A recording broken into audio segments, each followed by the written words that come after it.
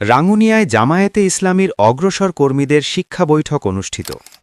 বাংলাদেশ জামায়াতে ইসলামী রাঙ্গুনিয়া উপজেলা শাখার উদ্যোগে অগ্রসর কর্মীদের নিয়ে এক শিক্ষা বৈঠক আজ মঙ্গলবার ১৪ এপ্রিল ঈসাখালীস্থ উপজেলা কার্যালয়ে অনুষ্ঠিত হয়েছে।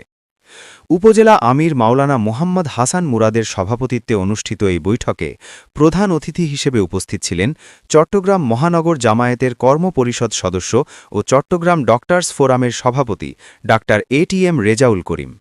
প্রধান বক্তার আলোচনায় চট্টগ্রাম উত্তর জেলা অ্যাসিস্ট্যান্ট সেক্রেটারি অধ্যাপক ফজলুল করিম বলেন, একটি আদর্শ রাষ্ট্র গঠনে কর্মীদের কোরআন, হাদিস ও ইসলামী সাহিত্যের গভীর জ্ঞান অর্জন অপরিহার্য।